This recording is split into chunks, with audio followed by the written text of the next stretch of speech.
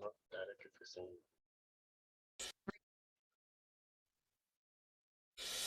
IABC. We use communication to engage, influence, counsel, and execute. We connect communicators around the world. We are IABC.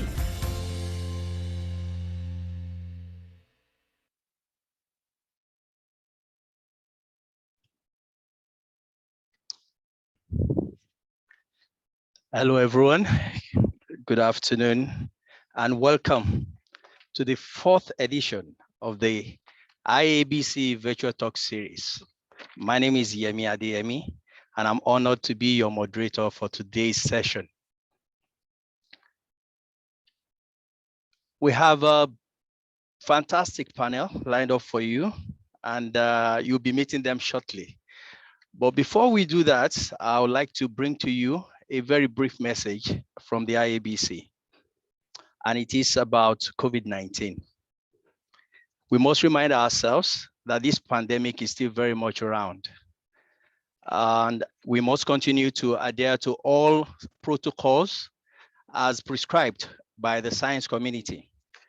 Beyond getting vaccinated, please let's endeavor to ensure that we utilize the non-pharmaceutical measures, such as keeping our distances, and if possible, let's ensure that we do not gather in crowds. Let's wash our hands regularly. And if we must even go out, please let's ensure that we mask up. Let's continue to stay safe for ourselves and for those that we care about. Thank you and welcome.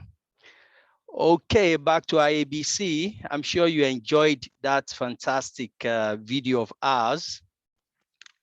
And very soon, I'll be telling you more about the IABC. But before then, let me just quickly let you know that the panelists are here online. And like I said earlier, I will introduce them to you very soon. And when I do, please would like them to switch on their cameras so that our audience can know them. But back to the IABC. The IABC, as you very well know, is a very, very big body of communications professionals all over the globe. It's been in existence for about 50 years.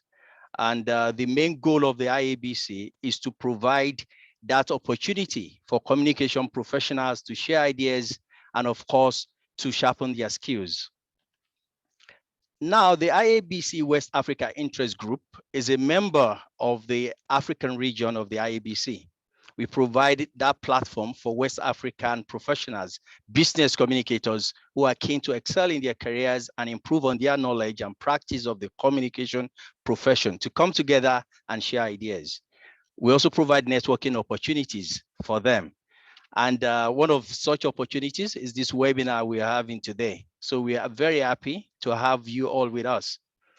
The global body, as well as the African region, of course, annually we have the annual conference. We also have the regional conference. We have these kind of webinars, very, very interesting webinars. And mostly, they are things that are open to communication professionals and also other people within the value chain. So we'd like to have you at these events whenever you can make it. We are currently working again on bringing to Nigeria the certification programs that IABC has in its kitty.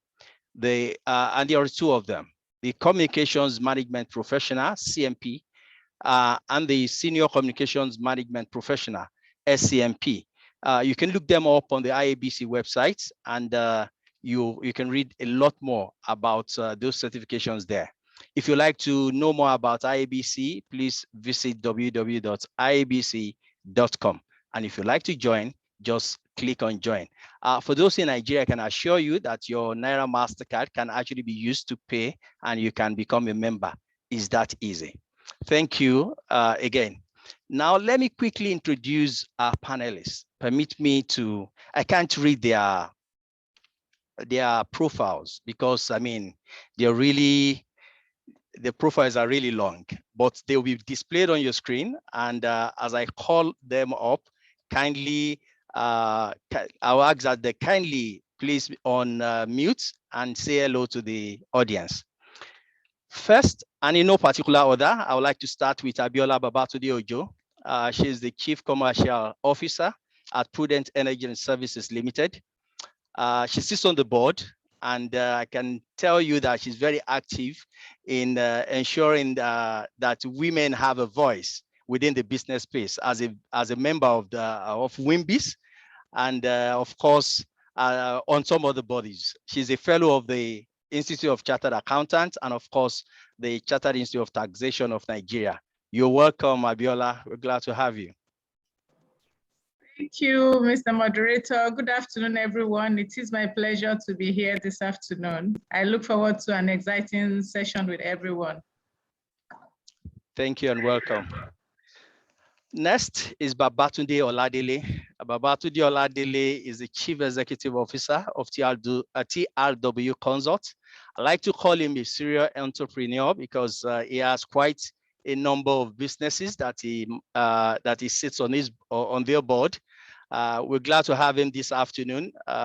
He's actually in another time zone. So, hi, Babatunde. Good afternoon. Hi, good afternoon, everyone. Thanks for having me along here. Good afternoon. I hope we have a wonderful time together this afternoon. Thanks for having me on board. Thank you and welcome. Next is Ugochi Bede Nwokoye. UG. Ugochi is the Head Organizational Development and Talent Management at Lafarge Africa PLC. She has what I like to describe as a multi-sectoral experience. She's gone through quite a number of sectors within the industry, and we are very, very happy to have her with us this afternoon. Hi, Ugochi, you're welcome. Yemi, hi, thank you. Good afternoon. Good afternoon, everyone. Really, really excited to be here. I'm looking forward to some really engaging conversations there. And thanks for bringing in an HR person into this. I think for me, it's a really, really great thing to realize that there's a huge place and a huge opportunity for collaboration in that space. So thanks a lot. Looking forward to our deliberations this afternoon. Thank you. Thank you, and welcome. Our next panelist, I believe, is going to join us shortly. The Nigerian factor is acting there. I think he's having some connection challenges, but he's a man that most of us know very well. His name is Chido B. Nwakama, CBN. He shares the same initials with the Central Bank of Nigeria, and so maybe we'll get some dollars when he gets in here. But once he comes online, of course, I will. Oh, CBN. Good afternoon, all. And you just stepped in at the right moment. I was just telling them that when CBN comes in, we might be able to access some dollars. Dollars are very scarce now, but we'll be able to get them. Thank you. Welcome. Chido is Chief Executive Officer of Blue Flower Limited. He's a member of the IABC. He coordinates our activities in Nigeria. He's a man that, again, just like the others, I buck away from reading his profile because it's really, really long. And if we should try to do that, we won't live here today. So I'll just advise that we go right into it. But before we do that, let me try to bring this down and so that people online can see the faces of our panelists. Okay, and then take a quick picture. You know, these days with the COVID pandemic, we are unable to have physical gatherings, but we still found ways to still make things happen by, you know, making the best of the situation. So please give me your beautiful smiles as we take a virtual picture of the panelists. Okay, thank you very much. Thank you. And we're going to go straight right into it. We're going to go straight into it, ladies and gentlemen, please. But before we do, I'd like us all to know that this session is being recorded. And thank you, everyone, for granting us the permission to record it. Is to one, would like others who were not able to make it to assess this later and also learn from the conversation. So thank you very much for giving us the permission to record. Also note that it's meant to be highly interactive. So we'd like you to please drop your questions and answers in the Q&A box.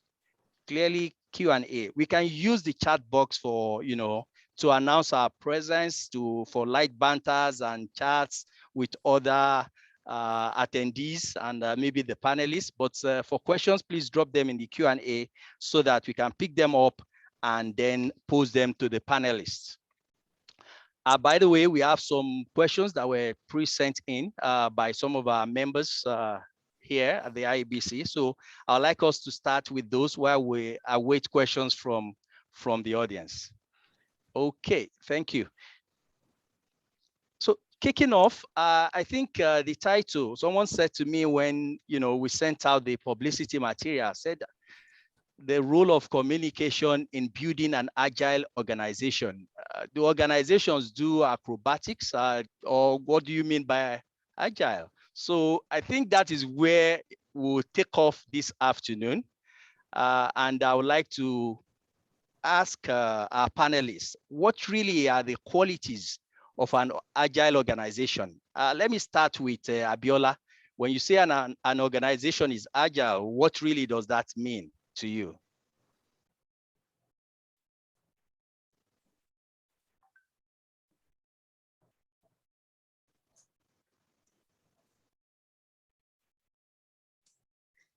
Okay, sorry, I was muted. Thank you, Mr. Moderator. So when we say agile organization, what are the qualities of agile organization? I'll first like to state that, and according to McKinsey, that it's been established, and research and experience have established that agile organizations, irrespective of what industry they operate from, demonstrate the same attributes, be it in the healthcare, be it in the financial sector, be it in the FCMG service industry, name them, their qualities are very similar. So what are these qualities of agile organization? When we say agile organization, what are their qualities? So it's also been established that their qualities are reflected around 4 main areas. Their qualities are reflected around their strategy, around their structure, around their process, and around their people. So in taking a look at what the qualities of agile organizations are around their strategy, it was also established that agile organizations have a shared purpose and vision. That is one quality that stands out agile organization. They have a shared purpose and vision. Because they are customer focused, they are always committed to creating value for their stakeholders. Because their focus is not on outputs, they focus more on outcomes. So within the organizations, within their employees, they ensure that the purpose and vision is known to everybody. What the leaders do is to constantly communicate the purpose and vision to everyone, and they let the people decide how best they want to support that vision with their day-to-day activities. So every member of the organization is very much aware of what their purpose and vision is. So that's one quality that stands out agile organization. They always have a shared purpose and vision. The purpose and vision does not reside or does not lie with the management or with the leaders of the organization. And because everybody, the purpose and vision is shared amongst the team, they are able to quickly sense and seize opportunities. So a team member at his level can seize opportunities and then take the opportunity and then pass it on to the leader at another point in time, because that team member is empowered to make local decisions. And of course, because they can make decisions at that level, because they are very agile, they are able to allocate resources flexibly and swiftly to where it is needed most. They do not need the leaders to tell them when and how to allocate resources, because that team member already has an idea of what the purpose and vision of the organization is. And then around their structure, we realize that agile organization, one thing stands them out. They have a structure that is flat and clear. There's not too much hierarchy. culture is very transparent and they have an open environment. And that, of course, encourages knowledge sharing across the organization. So if we bring it down to what we operate in most organizations, we call that maybe an open door policy. So everybody's role is clear to everyone. There are accountable roles. And more importantly, agile organizations have an ecosystem of interdependent services and empowered teams. The team are empowered. So in practice, how most organizations do this is that they try to improve collaboration among teams, among team members by ensuring that there are enough information to go around so that everybody will be on the same page. And that will, of course, increase their sense of belonging. And looking around their process, I've mentioned the structure, I've mentioned the strategy of an agile organization. Another quality that stands them out is around their process. So what agile organizations constantly aim to evolve their work processes. They are not boxed to a particular, they are not the stereotype, they are not boxed to a particular process. Their work process evolves from time to time and they make them fit for purpose. And that, of course, helps them to make rapid decision. Their decision making is very rapid because they all have that sense, of purpose. They know what they want to do at any particular point in time. And so with that rapid decision making, they ensure that their team members engage in regular learning cycles and they get feedback from that learning cycles in order to be able to adapt to changes and continuously look for improvement. And lastly, their structure also revolves around their people. Agile organizations are employee-centric. They are very employee-centric. They operate dynamic people model that ignites passion. They ignite passion in their people. They ensure that their people are carried along in everything that is happening in their organization. And so that empowerment, of course, brings strong cohesion within the organization. They have a community of strong people because those people are empowered. And with that empowerment, everybody in the organization can quickly create value and quickly. So that would be my way of defining what the qualities of agile organizations are. Thank you. Thank you. Thank you very much, Abiola. I hear purpose, I hear structure, process, strategy, passion, but at the heart of it all, I hear people. So let me quickly check with Chido. I mean, Chido, you're CEO of a communications firm, and you have quite a lot of people supporting you. How do you see this when we talk about agility? What's your view on it? Thank you. I think the first thing is to define what an agile organization is. What are we talking about here? The agile organization is a concept that came about in 1987 in the work of Warren Dennis, and it's basically to refer to the ability of an organization to adapt and change to changing situations as quickly as possible without loss of momentum and without damage to the organization. The concept of agility was made for the VUCA world: volatile, uncertain, complex, and ambiguous. That's the world in which we operate now. The VUCA world, where things are fast moving. So Abiola has defined the characteristics, but we need to understand what is it? What agility are we talking about? We're talking about the ability, in actual fact, for those of us in communication, we can say that the agile organization is the organization that is crisis ready, is ready for any situation that will arise that is not the normal. Crisis is a change from the routine, a change from the normal. So for you to be described as an agile organization, it means that your systems, your processes, your people are ready for any change that can happen, that can impact the organization, and they can quickly adjust to it, adapt. And so the two key characteristics of agile organizations are adaptability and dynamism. They can quickly adapt to the change, to the situation on the ground, and they are dynamic. They change their systems, their processes to manage it. That's my understanding of agility in organizations. And don't mind me, I'll keep going back to communication because that's where we are coming from. But it's a crisis-ready organization. It's one that is ready to manage situations as they arise. Thank you.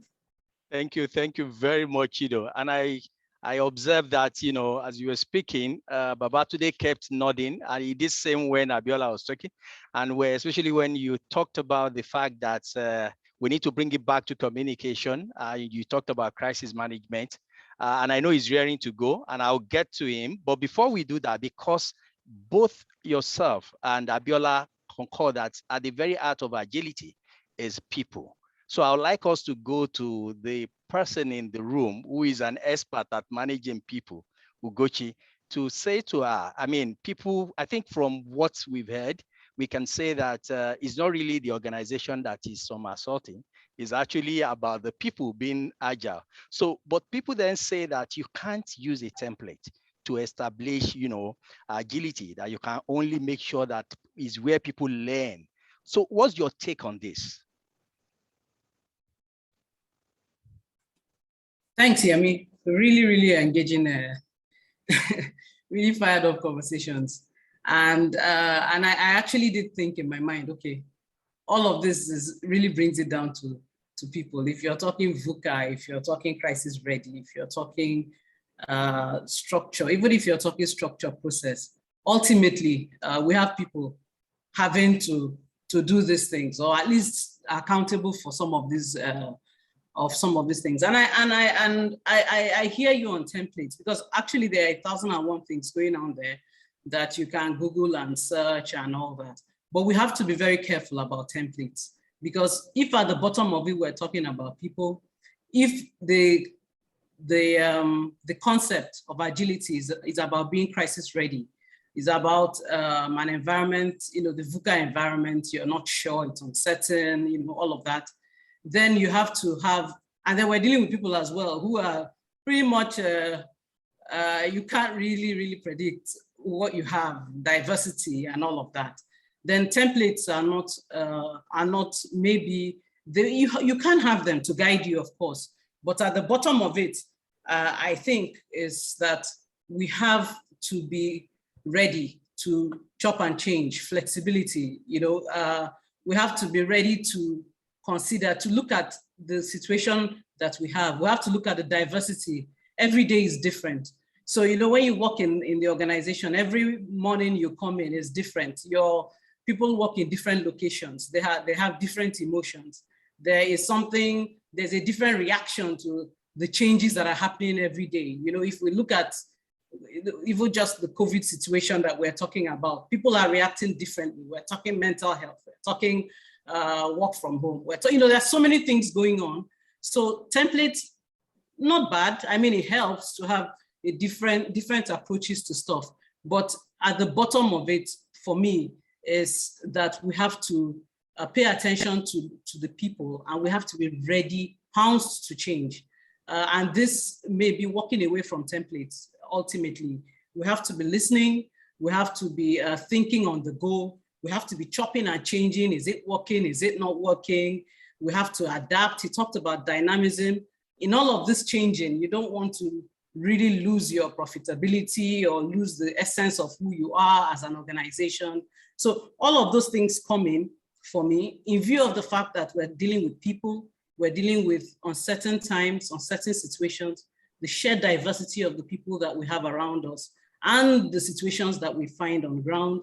Templates, I'm not sure, are good as a guide, but we must be ready to look out of it. We have to be creative, we have to be adaptable and flexible in the situation. That's my take on that. Thank you very much, Ugochi. Thank you.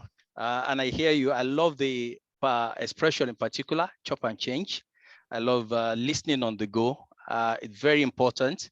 And essentially what you're saying is we must communicate. And so I'd like to bring it back to communication. And I would like to ask Babatunde, what communicative processes and actions can organizations carry out to really build an agile organization? Thank you very much, Mr. Moderator. Very interesting session, listening to my co-panelists, Abiola, Chido, and Ugochi. As for what communicative processes organization can carry out to build an agile organization, let me just talk a bit about agility, because based on my own background as a communication expert and majorly as a language major as well, when you're talking of agility, you're talking of fast-paced. That means whatever that organization or setup is doing must be fast. They are fast in their response, they are fast in their thinking, they are fast in the engagement of the publics and even among themselves. So if we are now applying that in the context of communication, you must be fast in our commitment to sharing, because communication is all about sharing. So an organization that wants to deploy the tools of communication in building or making itself agile or making itself agility compliant, that means you are committed to sharing amongst all the team members, among the various cadres and levels in the organization. There must be that commitment, and I think that's the key word: commitment to sharing. And then commitment to shared understanding and meaning, because it's one thing we are sharing information, because communication is all about information that you are sharing with one another, but we must be fast in our understanding of the information being shared and the meaning we attribute to it. There's a concept in communication that is called communication bypassing. When the communicator communicates a particular message and the audience reads an entirely different meaning to that message, and that means that communication experience is not effective. So in terms of the communicative process, there must be that commitment to sharing. First of all, we are committed to share information amongst ourselves as co-workers, from the top management down to the middle management, down to the executive, and then the lower rank of the organization. We are sharing communication frequently, and then we have a shared understanding of what this message is all about. Not that management is saying something, the subordinates are reading another meaning to it entirely.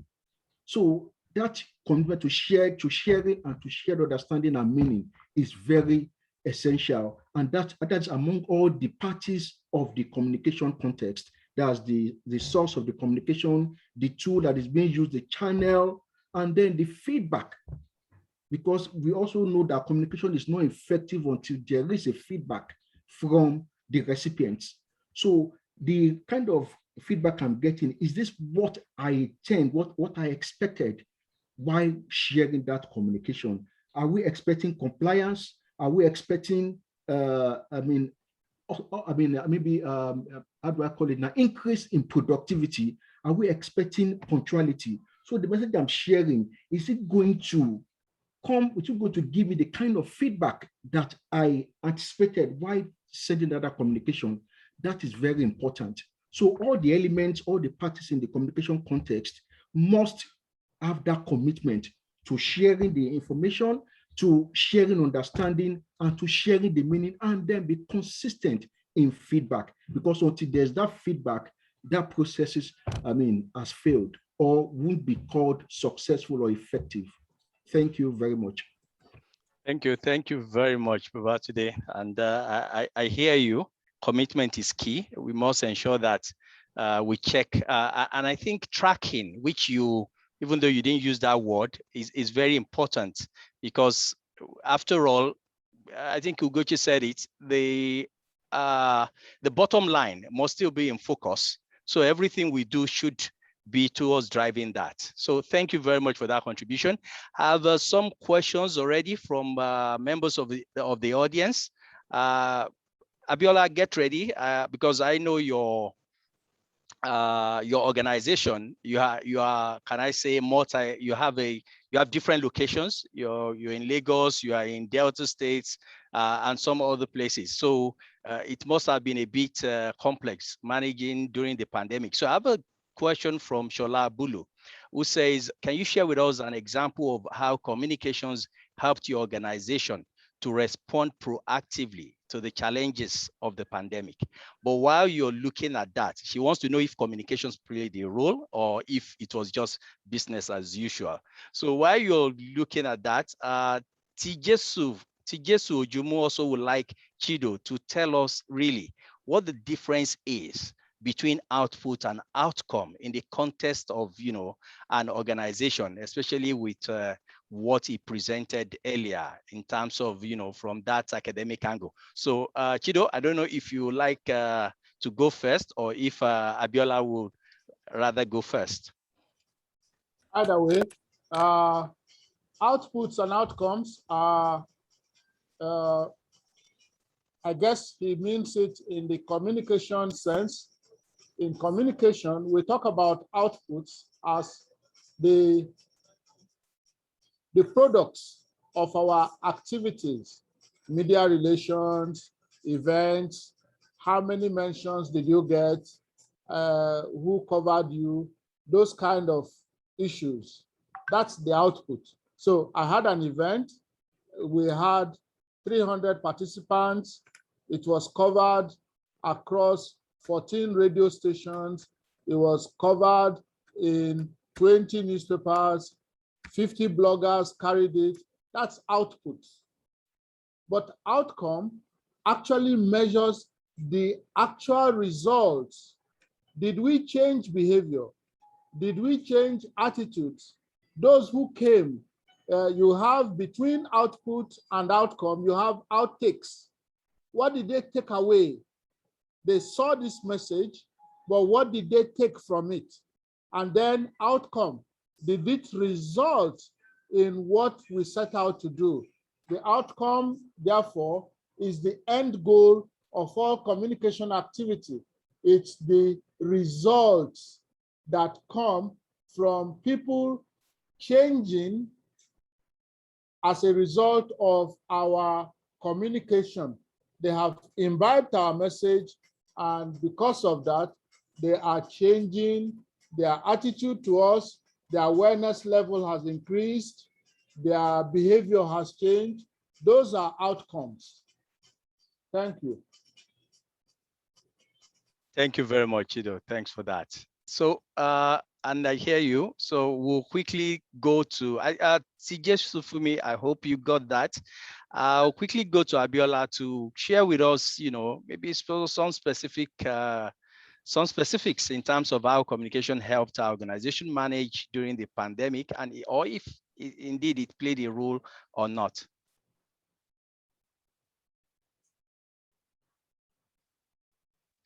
You're mute. Yeah, okay, thank you. Yes, I can hear you.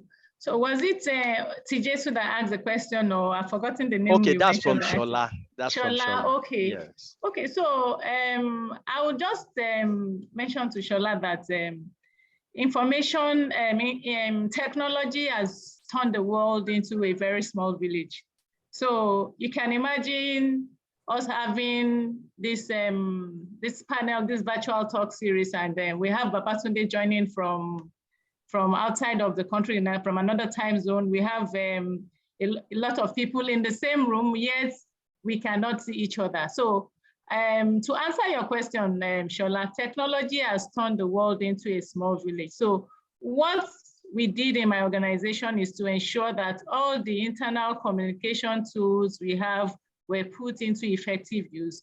We have the SharePoint, we have the Microsoft Teams, we have various ways of communicating with each other. So at any point in time, there are ways of communicating with each other, irrespective of what location or a particular team is, or where the branch is. So it's just about technology. We ensure that we upskilled, we upgraded our technology to key into the recent, into the demand of what is demanded post-COVID as regards communicating with each other.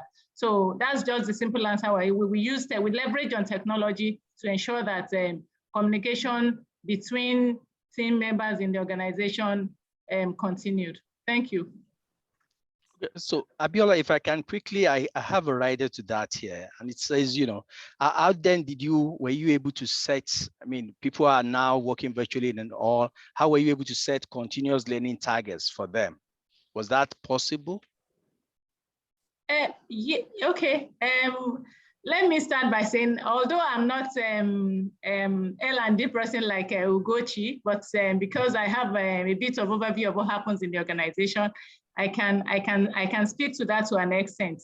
So what we did in my organization is to firstly ensure that we encourage self-discovery amongst the employee using the employee coaching method. So we assign trained coaches, usually management level staff within the organization, who are responsible for the success of these employees.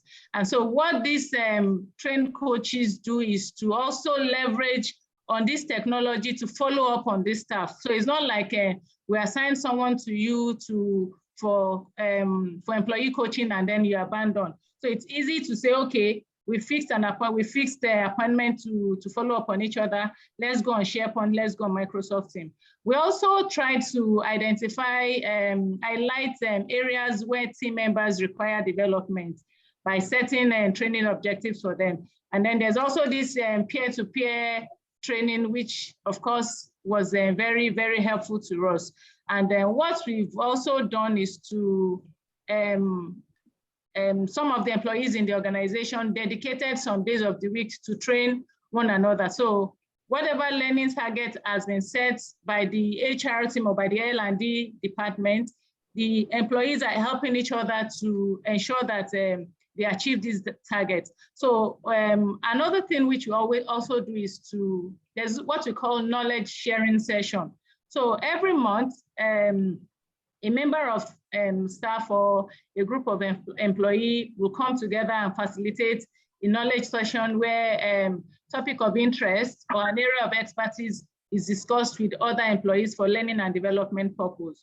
So with those steps we are taking, we are able to, at least to an extent, monitor the development or the growth of the employee in terms of learning. And recently, what we've also done to ensure that our people grow their learning and in learning across the organization is we just revised our job rotation policy. I know a lot of organizations have this job rotation policy, but do not put it into effective use. You find out that one employee stays in a particular unit for so long. So because in my organization, we've got a lot of millennials and Gen Zs, and you will agree with me that this set of workforce are very restless, they get bored easily. So in order to prevent boredom and to still ensure that they learn, we implemented this policy of allowing them go around learning from other departments so that they can grow and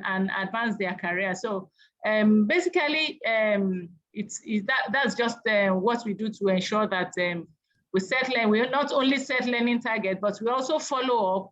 We ensure that we do things that would encourage them to actually do the learning. Thank you.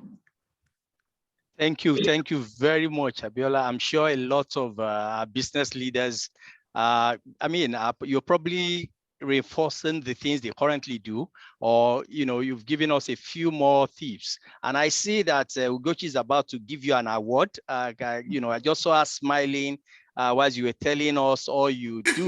So I'm sure she's impressed.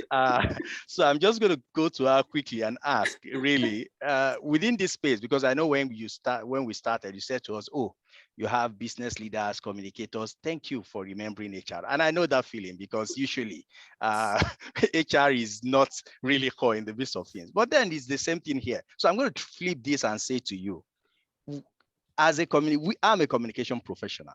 Do we have a role to play in contributing to the learning strategy that could guide and foster the organization's, learning and staying agile?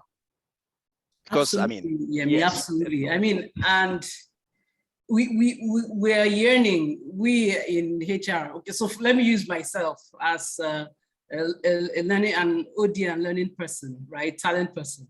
We are yearning for communications, and I dare say that in my organization we've almost achieved this, if not achieved it completely. But we're yearning for the partnership with the communications person, because all of these things that Abiola just shared are practically impossible, or at least 10 times harder to achieve if you do not have the backing or the support of the communications person. And I'll tell you what, for me, the comms person is basically like the communications person needs to learn to be a business partner. That's what you are to every other part of the business, right? You're a business partner. And who is a business partner? Is somebody who understands the strategy, who understands the people on the ground, who is asking questions. I want my communications person to say, okay, what do you want to achieve?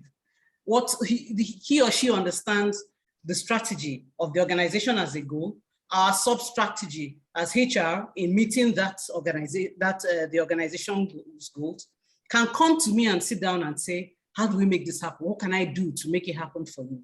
Listen to what we want to achieve. And then even come back from an advisory point of view to say, you know what, why don't we try create options based on what you know and your expertise in that environment. So you can come up with, you know what, I don't think this is going to work. Considering that we have 3 locations in the north, in the south, and the east, we can't use a one-size-fits-all approach. Why don't we try this for the north and try this for the east? Remember that up north, everybody goes out to prayer this time. So that timing may not work. So you're playing an essentially advisory role, which honestly, when we get it right, it creates double the effectiveness of what we're trying to do, because everybody feels like, okay, this communication is for me, or this thing has been designed for me as a person or as a group or as a team. So it's really key that we have communications experts who see themselves as partners in the organization. And that partnership means I understand what the strategy of the organization is. I understand what the sub-strategies of all the other elements of the organization, how they want to fit into that strategy. They're listening, they're playing an advisory role. They're giving us a string of options with which to work with, because they understand the environment that we're working. And they're also agile, again, and able to adapt. Like I said, chop and change. Okay, this one didn't work. The feedback we got is that it's not really working.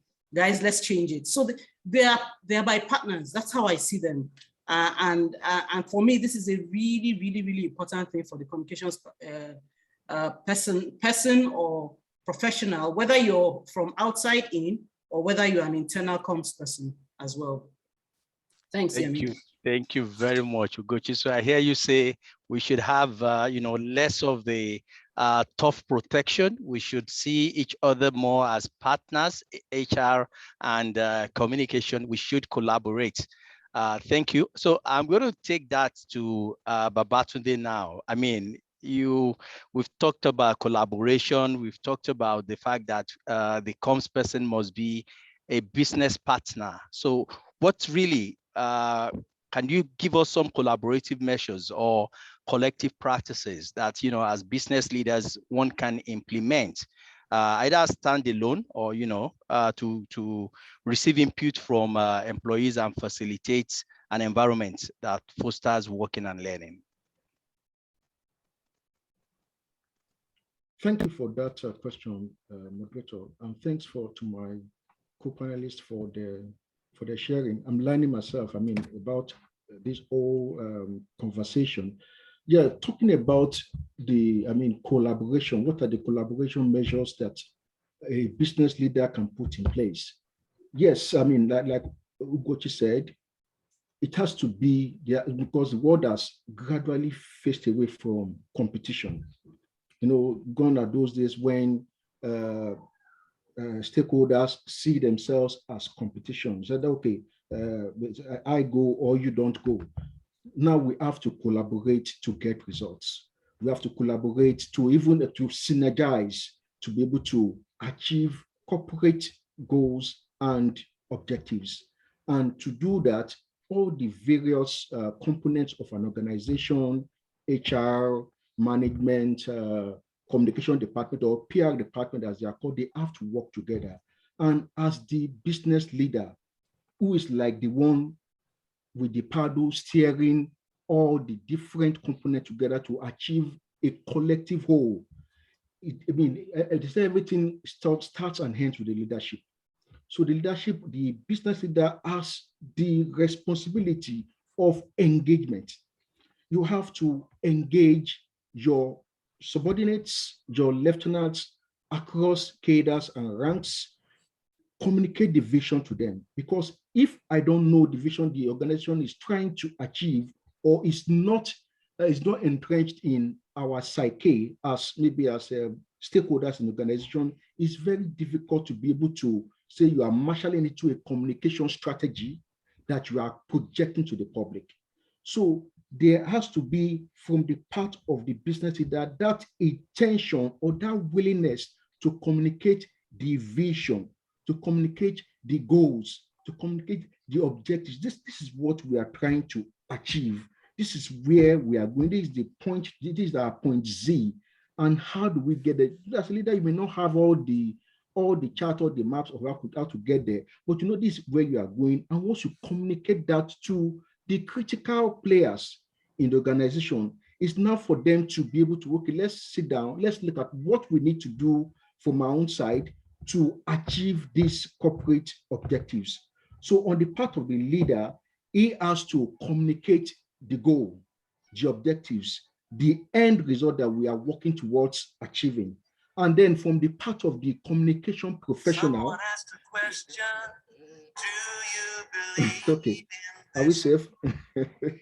Okay, so the communication professional now has to, from his own side, because as I said earlier, communication is all about engagement. It's all about sharing.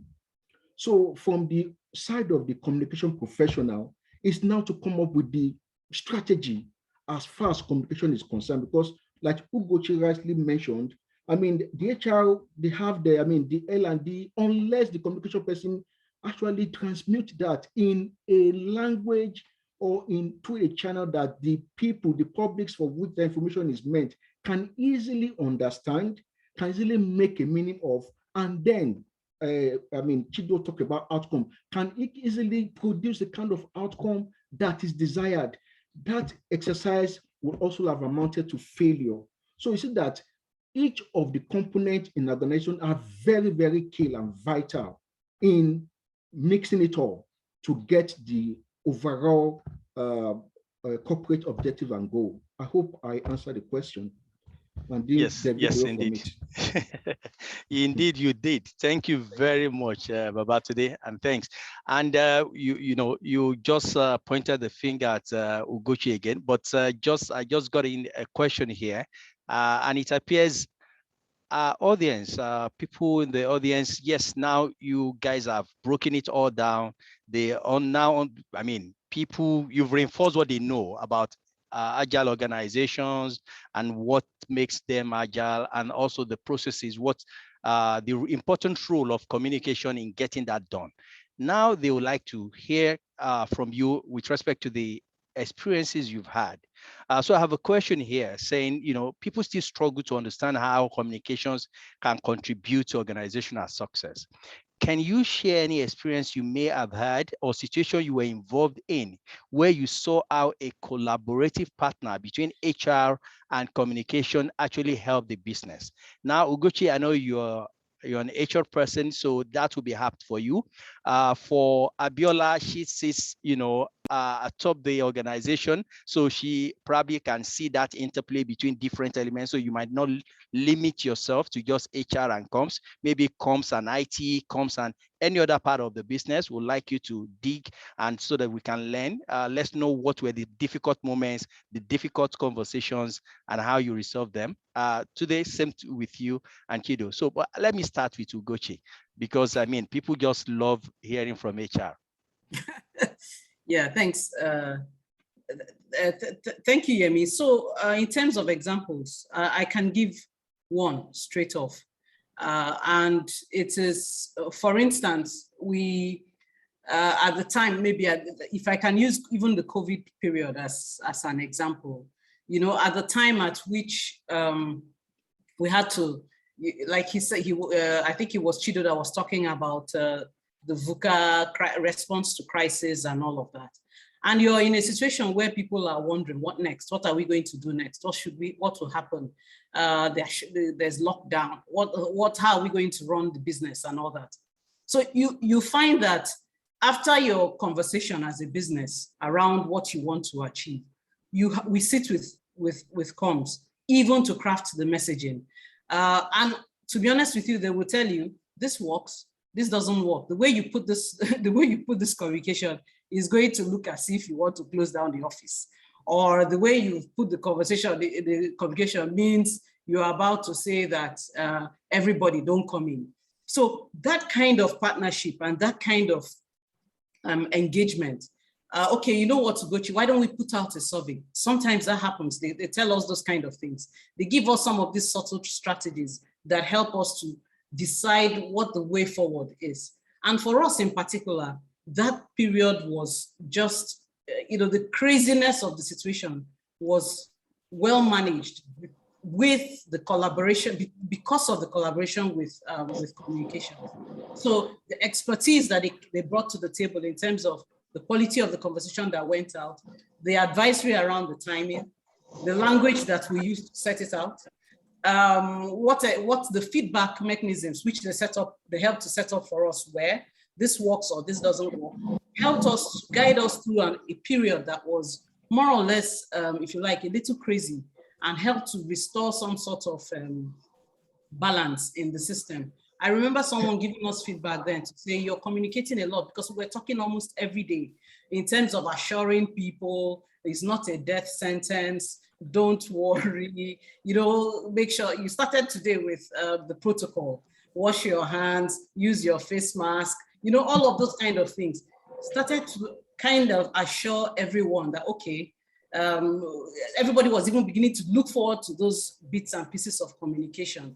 Whatever else is coming out from HR, communications is helping us to put it out. So it kind of just helped to manage a really chaotic time. And I remember someone telling us then that I've learned that there is no such thing as over communicating, that especially in a crisis period, it's just waking up every morning and having you say something to us kind of really helped us tie us through that period. So that's one example. I mean, there are a lot more, but that's one example that comes to mind readily around how we worked with communications to get things going. Thank you. Thank you very much, Ugochi. Yes, and I'm very glad to hear that. So yes, Chido, over to you. Okay. Public relations is a boundary spanner. We span the boundaries of the organization within and without. Externally, we get what is happening, the impetus, the impulses from outside the organization. Internally, we're also checking.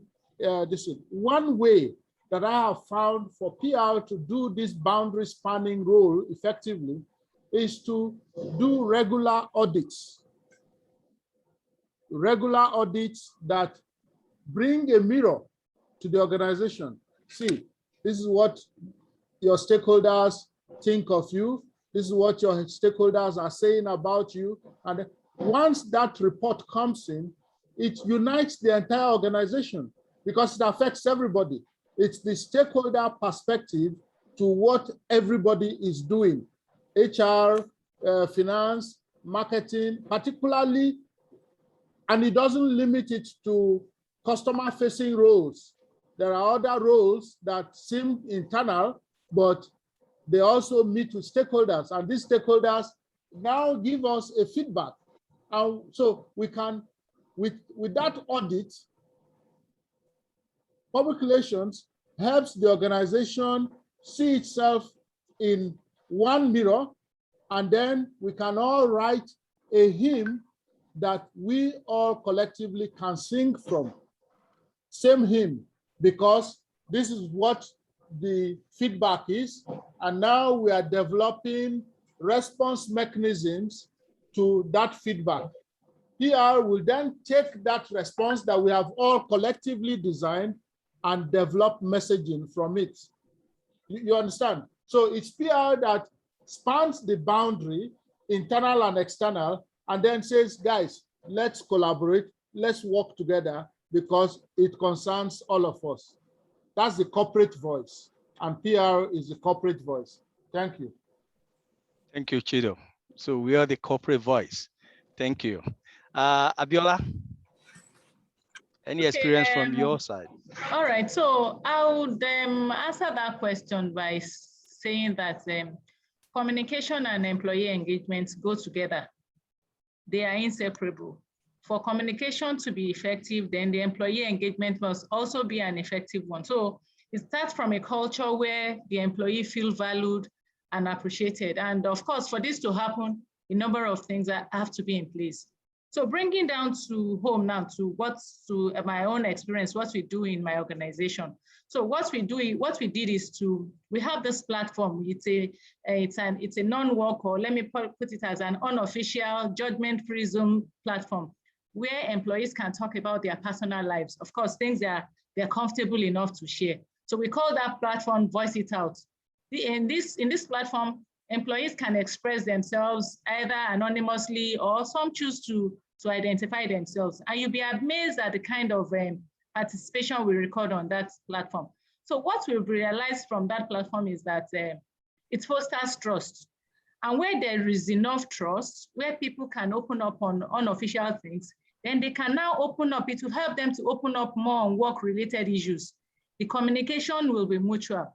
At this forum, we get feedbacks and suggestions from employees. And of course, this feedback enhances learning within the organization. It improves our communication.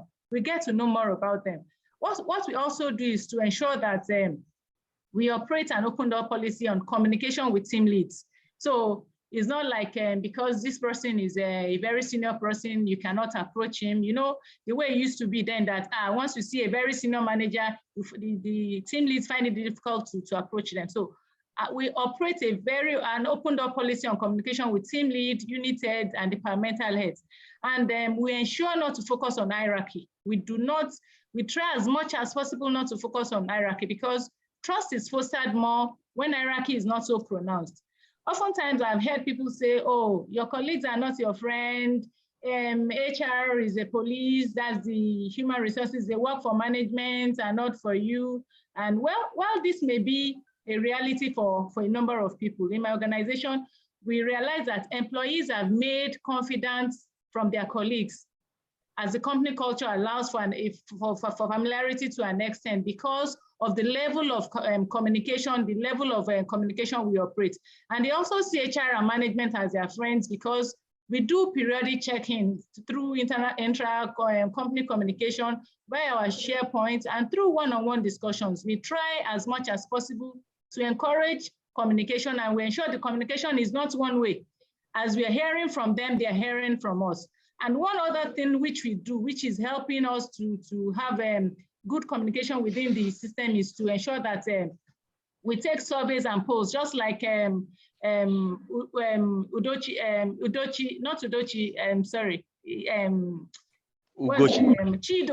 just like Chido said, yes, we take surveys and polls. You know, once you cannot measure, you cannot improve. If you don't know how you're performing, how do you improve it? So we ensure to take surveys and polls from employees as the business demands, to ensure that decisions we make are not only centered at the top. So feedback from the polls are used to identify gaps And by identifying the gaps, if need be, we launch a change management process. And of course, it tells us if employees are happy with status quo. So it's a two-way thing. And we also ensure that we take this feedback seriously. We've got a team of senior, middle, and junior managers that has been set up to ensure that they review this and report this feedback so that appropriate actions can be taken as needed. So to ensure that the communication is a two-way thing, both parties has to be involved. Leaders and the team, the employees must constantly ensure that they're in touch with each other. So those are sure that when we communicate to staff, we get feedbacks from them. Thank you. Thank you, Abiola. Thank you. So okay, let's go to Babatunde. Let's please share your experience with us. Thank you very much. I will still leveraging on what Biola just said. I think another thing that can be put in place is having an Agile intelligence officer or Agile intelligence unit that will be able to measure or be able to just tracking is the one evaluating or pinpointing, are we aligning to the tenets of agility of an agile organization? In my own organization, what we usually do is that, every morning before we assemble for what we call corporate devotion, and doing that corporate devotion to talk about the commitment to continuous learning on the part of the organization. Everybody, one person per day shares what he or she is learning, maybe either from books you are reading or any industry experience you have. What have you learned in the past 1 week? And you come and share with us, and other members of the team can also make their own contribution where there's needs to adjust the learning. This isn't maybe the way it should be. This is how it should be, or maybe from an experience you are having. And the funniest thing that culture also is also very viable in my family. In my family, even my children know that recently just finished reading The Richest Man in Babylon. And I have my first daughter is 11 years old. My second son is 9 years. So, and they have to come and share what they've learned from the book. Now, this is more or less, okay, personal development or well-building, but so it's the process of sharing it is communication. When they say this is what I've learned, and maybe you as the management or a management staff or who is more experienced in the area they're talking about, you can guide them, because yes, people, nobody's an island of knowledge. We all learn from each other. We all learn every day. But there should be that commitment to want to learn, for us to be agile, and for us to now should be able to share what we learn, to continue to be agile, and then to get feedback. So what we do is everybody, we have one person per day shares his or her knowledge, what he has learned or what she has learned, and then we see how do we deploy this into our operations, into our processes. What can we change? What can we chop? Or what can we continue, using the term of Ugochi? So there should be that commitment and should be consistent. I think that's another thing. There should be that consistency.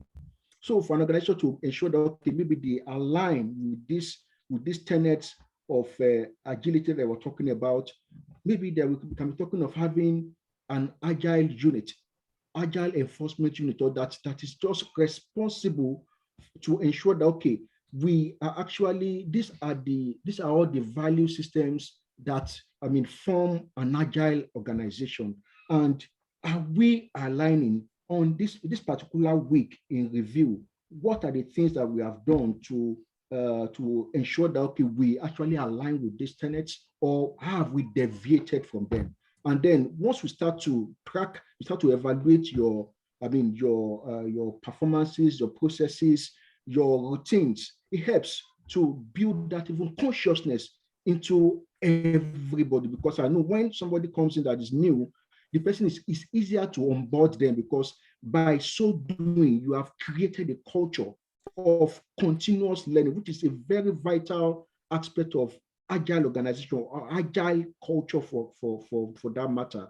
And it's easier because you just get in there and you flow in the process, and then, I mean, it becomes part of the person. So that means you don't want to spend so much time or energy, I mean, on orientation, because even by all this, I mean, person is seeing firsthand how things are being done here, and then, I mean, it's able to just fit in and then start to perform. Thanks for listening. Thank you very much.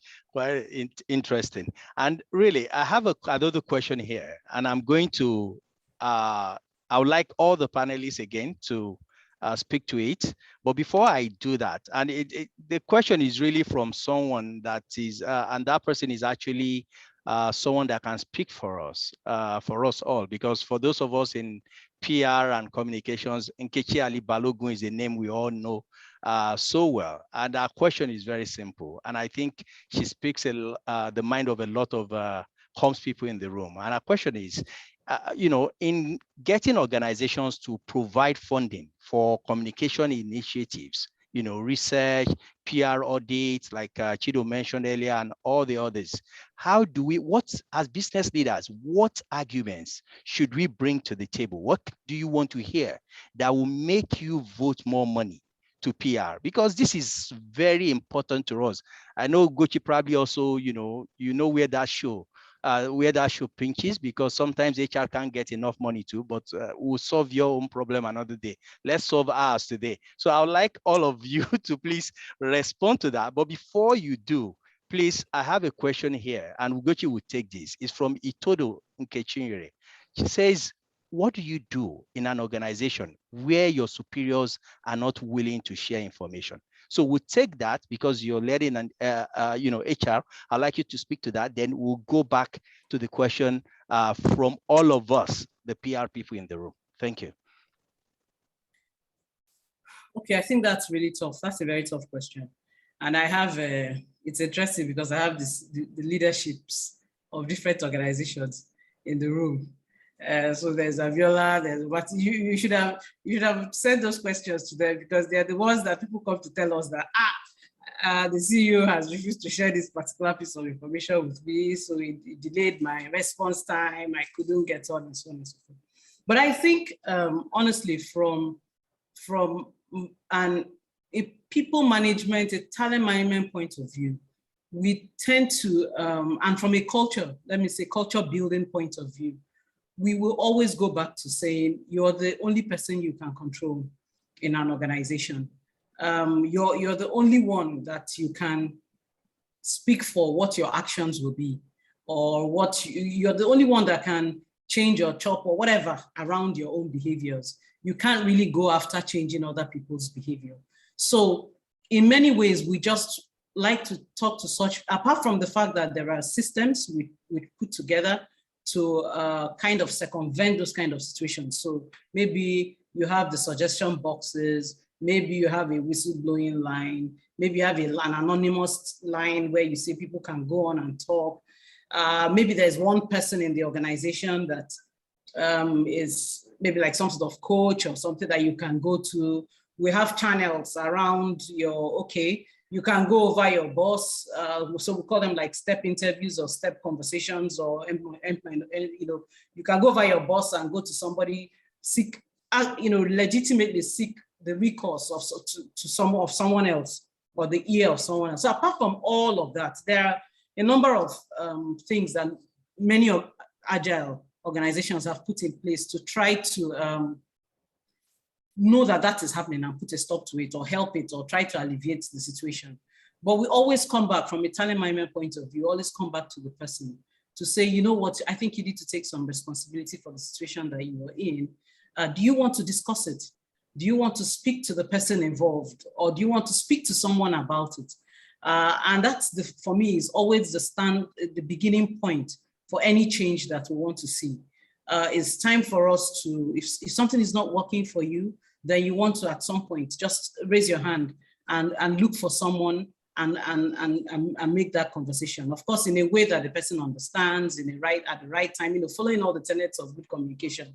But it's something that we need to start, instead of running away from it, we want to take it on a little bit and see. Many times from my experience, a lot of these CEOs, directors, heads of functions, they're busy, and they have a lot of other things that are calling for their attention, let me put it that way. So it's not always that they are not sharing information for one reason or they are hoarding stuff. Sometimes it's just that somebody hasn't called their attention to it because they are chasing so many other things. So we need to take some responsibility for bringing this reality to the table, or your discomfort, or what you think is the way forward to the table. Bring it out and gently pull the person's attention away from the many things that are giving him or her, the challenge, and then just pull the attention gently to what you want to talk about, or what you think is the issue that needs to be addressed.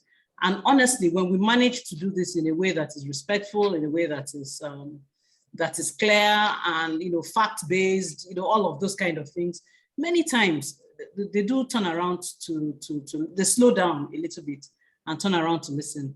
And they may or may not do what you want them to do, but they do turn around to listen. And I think Abiola is here, Batude is here. They run organizations at a very senior level. So it may be good to hear their take on this. But to my mind, it's not always that they're keeping information away from you. It's not always that. I'm not saying that doesn't exist, but it's sometimes somebody hasn't called their attention to what is important because they're chasing 1,000 other things, especially at that level. So that's my take on that.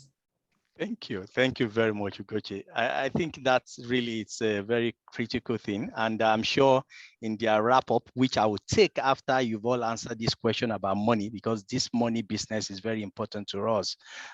In their wrap up, I think I would like them to also speak to it, especially someone also asked some of the ideas we've shared, so a bit of them appear foreign. What does culture, what role does it have to play? So in your wrap up, which we'll take after this one, because we like to keep this within the allotted time, please, you can respond to both Itodo Chinyere's question and of course the culture aspect. But please tell us, what can we tell you to vote more money for comms? And let me start with the Chief Commercial Officer of Prudent Energy and Services, Abiola Babatude Ojo. Okay, so how do I answer your question now? Okay, so let me start by saying that I quite agree with Udochi on the fact that a lot of leaders, it's not like they don't want to share information, but it's that maybe they are busy and they have their hands into so many things. But then coming back to the moderator's question on what can you tell a leader that would make them realize to vote more money for PR. So I will start by saying that the moment every leader must come to a realization that communication is very important, is an important tool in helping employees stay connected to the strategic intent and purpose of the organization. The moment a leader comes to that realization, then I think it will be very easy to convince that leader to ensure that PR or comms unit is appropriately funded. That responsibility lies on the leader. So I don't know if it was Bamidele that Babatunde that mentioned it earlier, that leaders have to constantly share the vision of the organization with members of staff. So it may not be easy for them to be doing the sharing by themselves, but if that role, someone has been saddled with that role, maybe somebody in PR or comms, if the leader sees the importance of having that unit play their role effectively, then voting money or approving funds to make that unit run effectively in order to perform their objective, to achieve their objective, will not be a difficult thing. So for me, it's about coming to the realization that that unit, that department is important to the realization of the goal of being an agile organization, and also helping employee achieve their strategic intent. For instance, in my organization, the tech team came up with this idea of data analytics. I'm sure we've all been hearing that everybody is going digital, and they're coming up. That idea is where it's an idea where we'd have a dashboard where everything about the organization will be seen by everyone in the organization. So they came with the budget, and I was like, wow, this is massive. This is off budget, permits me to use that word. But by the time they broke it down and we begin to see the value in what they're about to do, I tell you, it wasn't difficult. It wasn't too long for us to get approval for that project to be embarked on. So it's about the leaders seeing value or realizing that communication is very important to the sustainers of that organization and helping everybody to key into the purpose and vision of the organization. So that would be my contribution to your question. Okay, thank you very much, Abiola. Thank you. So let me check with Chido, then I'll go to Babatunde and Ugochi. Thank you. The budget is usually a make or break. It determines how much we can do and how much we cannot do. Therefore, discussions on budgets have to be very clear. It has to be granular. What do I mean? It means that those of us in communication often have a tendency to assume they should know. So we draw up a budget and talk about the things we will do across media platforms and all that, and assume that it should be obvious. No, we need more now to break it down into the smallest units, the littlest element, and explain and explain and explain. The process of winning budget approval involves communication, information, and education of your boss and of every other person in that process. You need to carry them along, but first you need to educate them.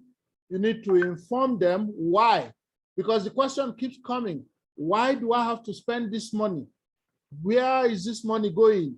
All of those questions, you must answer them yourself and then be able to educate the other party fully to be able to carry them along. We assume that it should be obvious now. You should know that I need to do, no, they don't need, it's not obvious to anybody. So make it clear where you are going and why it is necessary for us to spend this extra 1 million or extra 10,000, and then it's clear why. And then, most importantly, show the future. What will it result in? What is the potential or possible outcome? So often we just end at showing, here is what our outputs will be. Chief executives are not interested in outputs as much as they are interested in outcomes. What will you deliver with this thing? What will happen? Who will believe us more? Or who didn't believe us before will now know about us and believe us. Outcomes should be stressed in budget discussions. Once we show that picture of the future, then we can get approval. Thank you. Thank you very much, Chido. We must show the outcomes rather than the outputs. Okay, Babatunde. Thank you very much. I think, Abiola and Chido have actually answered the question, but if I can just add little bit to what they've said. Firstly, on the question about leaders not sharing information, I think that has been well responded to. Leaders, they have many things. They actually, there's this thing that uneasy lies the head that wears the crown. When you are down there, there are some things that you are not seeing that the leader is probably seeing or that is probably grappling with. they are usually multi-thinking about many other things. To the person who is observing them, who is like a lieutenant, people think, what's the matter with this chap?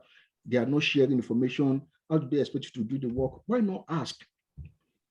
Why not ask, sir, ma'am, I mean, what are your thoughts about this? You've not given us maybe your direction about this particular thing, and so that we can have insight from you. So, I mean, the best way to just walk around that is to ask questions. Ask. I think that's one of the very vital words in the English dictionary. Ask. Don't assume that your leader doesn't want to share information with you, because you don't know what are the things that the leader is. Or another thing could be that maybe at that point in time, the leader feels such information are not necessary at the level. I mean that's your own, when you're not displayed down to your level, because there's a Yoruba proverb that, what the elders are thinking about, I mean, the children can only have, maybe like a tinge of it, not a whole grasp of what they are grappling with. So I think it's just a matter of asking, and if the person doesn't want you to know, they can just give you like a tidbit. These are the issues. I mean, go and maybe do your bit about it and come back to me while I'm still trying to fine-tune the thoughts or the direction in my own mind, and then we can now discuss it, and then it becomes a corporal or a corporate action point or strategy to be implemented. Then concerning budgeting for PR, voting more budget for PR, like Chido rightly said, I think Abiola to emphasize that money follows value. Money follows value. No matter how tight it is, no matter how stringent the budget may be, once there is a measurable value, the picture of the future, like Chido pointed, money will come out. I remember there's a client we've worked for 10 years, more or less, a reputation management project. They have a budget for 10 years now. And they started, this client had very horrible online reputation. So, they engaged us, and we've been doing this work till the person is now, Yemi probably knows the person I'm talking about. And no, we tried this reputation, project from when the person has such horrible digital footprints, but now he's telling his star, and he's even occupying a global institution today. But that campaign had a strict budget per month. This is how much they're willing to spend. But when there are issues and we needed to spend more, I would just have to, this is what we need to do. And when you paint the picture of what is going to happen, or what kind of result they are going to get at the end of the day, looking at what we need to do, where we are, this is where we need to get to, and these are the things we need to do to get there. And this thing, the budget at the moment cannot accommodate it. If we need to pay this more, we need to do this more, we need to maybe subscribe to these ancillary services. Those are things that you can't cover with the current budget. So you need to devote, and they will pay. Once they know, okay, this thing is going to be, this is the result you are going to get, money will come out, no matter how tight, or how miserly the budget is. So far, the value is well articulated, and the result to be achieved is well presented, money will come out. So I think on our own part, because unfortunately, I'm both a communicator and an entrepreneur. So we're talking from the two sides, because if my own subordinates come to me, we need to spend more on this and all that. So but once you see what you are trying to get, the money will come out. So you have to budget more money for it. Thank you. Thank you very much, Baba, today. And okay, so I'll just go to Ugochi, then thereafter, because we've really run out of time. So I'll then come back and just in 30 seconds, just take your wrap up and we can close the session, so we do not exceed the time allotted. So Ugochi. Thanks, Yemi. And actually, I had a note I made here. I said, don't do outputs, do outcomes. I actually put it down here. So for business leads, and it's interesting that somebody asked that question, because even for us in HR, it's becoming a question for us. Why do you want me to invest in this initiative? Why do you want me to do? Because we have to stop thinking emotional, nice to feel, looks good, you know, PowerPoint presentations, everything looks nice and all that. But beyond that, there has to be the measurement. How do we say it? We say it's M&E, the measurement and the evaluation. We have to come right down to the data. So a bit like what is happening for us in HR, we're having to use data to support our initiatives, to support the things that we want to do, to support the CEO, the business, in terms of the decisions that they need to take, because we're showing them outcomes. This is what it means for the business. We're showing them, and outcomes have to be, you know, they mean value. That's what it is. We're bringing value to the table. So it's not nice to haves or fancy words or whatever. It's about the, you know, even sometimes right down to the bottom line, what it means. So for me, I think this is the same race that the communications experts have to run, or the same challenge that they face. You have to break it down. He talked about being granular. Chido talked about being granular. Honestly, there's no other way. And M&E is about granularity. What is the bottom line for me?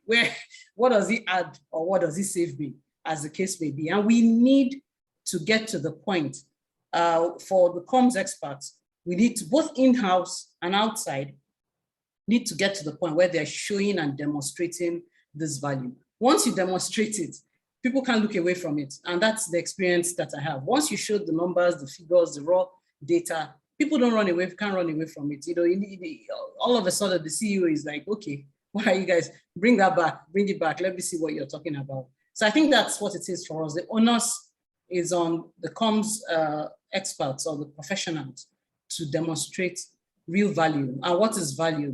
It comes down to measurement and evaluation. These steps you're taking, are they measurable? Let me see it. What is the picture of success and the evaluation of it? Yeah. Thank you very much. Thank you. Communications professionals in the room, I think you've heard from the business leaders here. So we all know these are things we know, and we just need to continue to do and do more of them.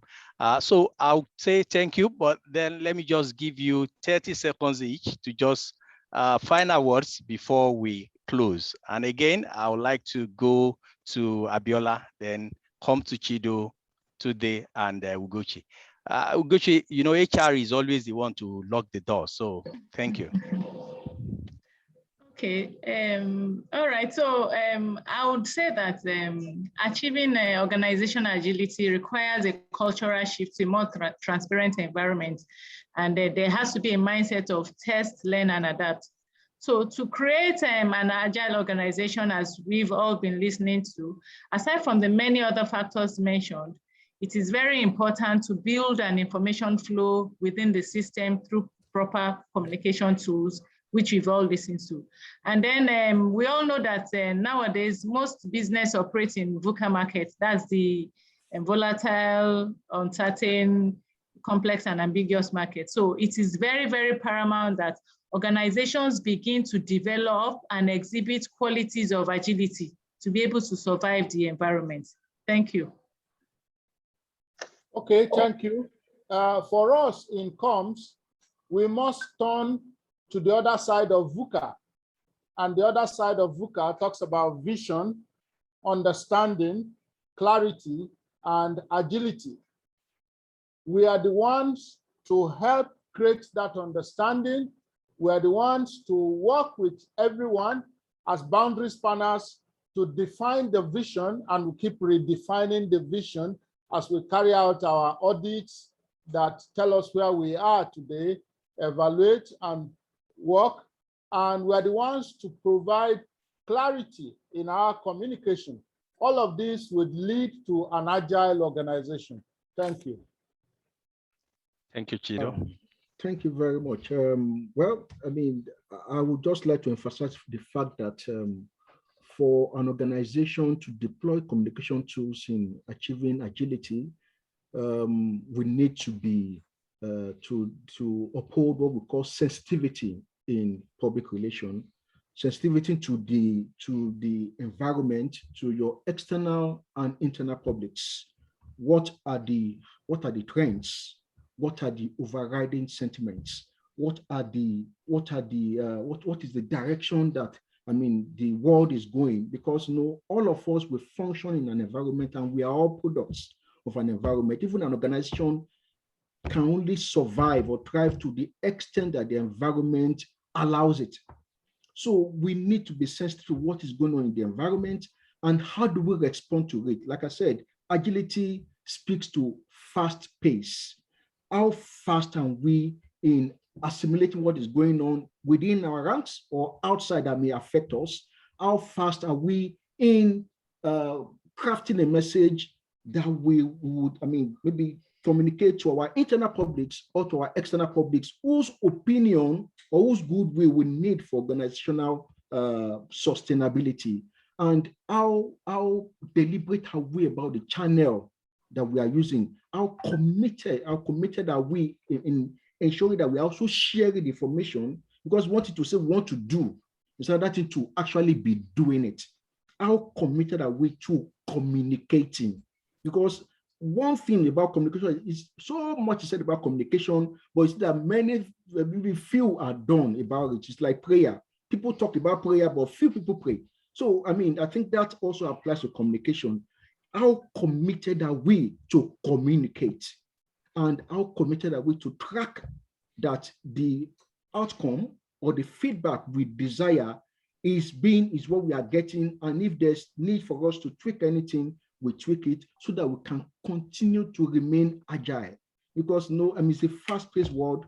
COVID has changed a lot of things, changed processes, changed direction. And for an organization to be agile, to keep up with the trend, with the fast-moving trend, in the world, you have to communicate your way to stay afloat.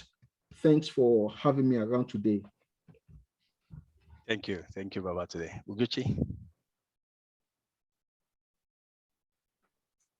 Thanks, Yemi, and thanks, everyone. I think for me, I'd just like to end on the note.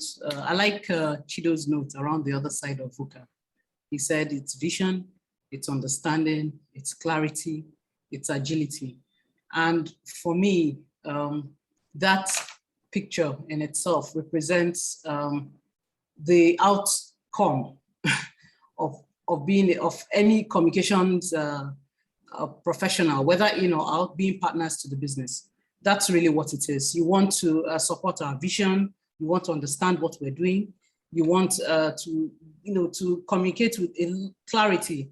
And then in that understanding of what our strategy is, in that understanding of who we are as a people, your key stakeholders, where they're coming from, their pain points and all of that, you're able to be a bit more dynamic and agile in terms of your responses and the way you are. So I just would like to say that from an HR or business point of view, this is what I would expect. I would like my communications person to be, somebody that is helping me to be crisis ready by being visionary, by understanding my business, by seeking clarity and communicating clearly, and to be flexible, and ready to change at any given point. I also would just like to say quickly that sometimes also for us in the business, we don't want you to keep telling, seek buy-in from us as well. What works for you? What doesn't work for you? Because it kind of, it enhances to a great degree your effectiveness in your role and enhances your outcomes when there's buy-in from all your stakeholders. Everybody is in on it, and you're using the voices of the people that you're dealing with or your people you want to serve to help you to continue to create that reality. So basically that's it. Be the partner, play your advisory role, listen a lot as much as possible. Remember, we can't over-communicate as things are. And then finally, I probably would just say be patient a little bit, because sometimes this business, you can't get all the answers immediately. So it's one step at a time, one day at a time, one small communication stone in the right direction at a time will probably get us to the outcomes that we're looking for. So thank you. Thank you very much. Thank you, Ugochi. Thank you, Chido. Thank you, Baba, today. Thank you, Abiola. Thank you all. Well, that's all we'll be able to take from you today. We've actually gone a few minutes beyond the time allotted, but I must still say thank you to you and of course to our distinguished attendees.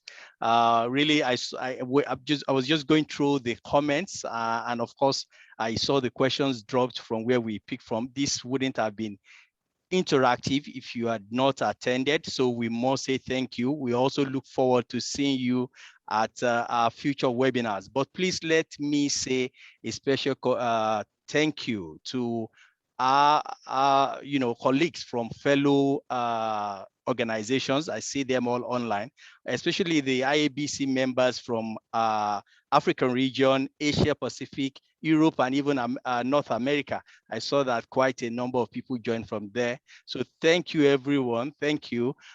We're going to bring the session to a close now, but let me tell you that you can continue to engage the panelists online. They are all there on LinkedIn. So if there are still things you would like to share with them, or maybe some things they've shared with us, you would like to challenge them on, just add them up and drop a note for them. They are all professionals, and I can tell you they will get back to you. Thank you very much, everyone. And please, as we leave now, I'm going to leave you to watch that IABC video again. I look forward to having a lot of people join. It's member month, by the way. So if you join now this month, you're going to get a discount of about 20% on joining fee. So we look forward to having more members at the IABC. Thank you, everyone. And please do enjoy the rest of your evening. Stay safe.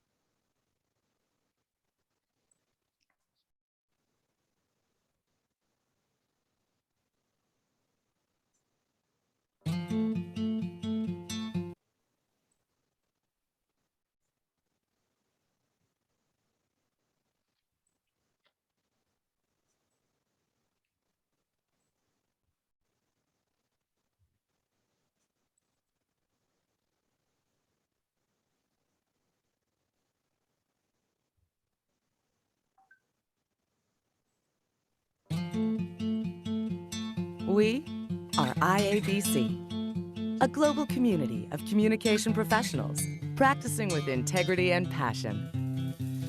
We're diverse. Diverse is the industry